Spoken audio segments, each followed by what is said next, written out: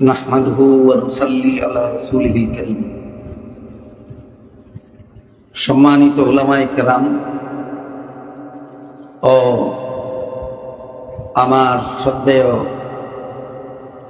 দর্শক এবং শ্রোতাবৃন্দ, আশা করি আপনারা লক্ষ্য করে থাকবেন, গতকাল 13 জুন 2026 সাল সিলেটের জামিয়া আদানিয়া দারুল উলুম আঙ্গুরা মাদ্রাসার মাঠে আশ-শিহাব পরিষদের উদ্যোগে একটা সেমিনার অনুষ্ঠিত হয়েছে। সেই সেমিনারে আমি যে বক্তব্য প্রদান করেছিলাম, সেই বক্তব্য সম্পর্কে কে বা কারা মিডিয়াতে নিউজ প্রদান করেছে যে আমি ভুল বুঝে সেই বক্তব্য প্রদান করেছিলাম, তাই আমি আমার বক্তব্য প্রত্যাহার করে নিয়েছি। এই নিউজটা সম্পূর্ণ মিথ্যা, বানোয়াট এবং উদ্দেশ্য প্রণোদিত। আমি সেই বক্তব্য কারো উস্কানিতে নয়, কারো প্রদত্ত মিথ্যা তথ্যের ভিত্তিতে নয়, আমি সমস্ত তথ্য উপাত্ত যথাযথভাবে যাচাই করি আমি স্বেচ্ছায় সজ্ঞানে ঠান্ডা মস্তিষ্কে আমি সেই বক্তব্য প্রদান করেছি। আমি সেই বক্তব্য প্রত্যাহার করিনি।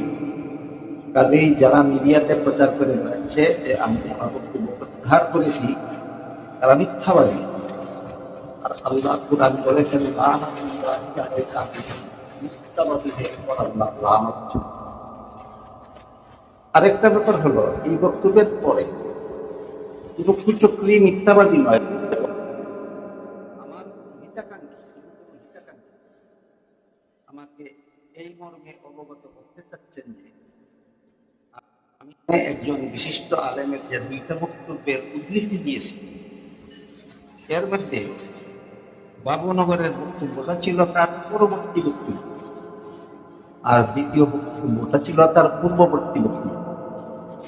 এ ব্যাপারে আমার কথা হলো, কোনটা আগের বক্তব্য কোনটা পরের বক্তব্য সেটা দেখার ব্যাপার হলো বক্তব্য দুইটা একটা আরেকটার বিরুদ্ধে, বক্তব্য দুইটা একটা আরেকটার সাথে সাংঘর্ষিক। সুতরাং যেটাই আগের হোক আর যেটি পরের হোক, যেহেতু একটা আরেকটার সাথে সাংঘর্ষিক, তাই যিনি বক্তব্য দিয়েছেন তাকে পরিষ্কার করতে হবে যে তার আগের বক্তব্যটা ঠিক না পরের বক্তব্যটা ঠিক। আগেরটা ঠিক হলে পরেরটা প্রত্যাহার করতে হবে, পরেরটা সঠিক হলে আগেরটা প্রত্যাহার করতে হবে। এইভাবে কোনো একটা প্রত্যাহার না করে উল্টাপাল্টা 2টা বক্তব্য দিয়ে রাখলে জাতি বিভ্রান্ত হয়। এই বিভ্রান্তির দায় দায়িত্ব নিবে কে? এই প্রশ্নটা আমি আমার হিতাকাঙ্ক্ষী ভাইদের কাছে রাখলাম। আশা করি আল্লাহ আমাদের সবাইকে সঠিক বিষয়টা উপলব্ধি করার তৌফিক দান করবেন। আমি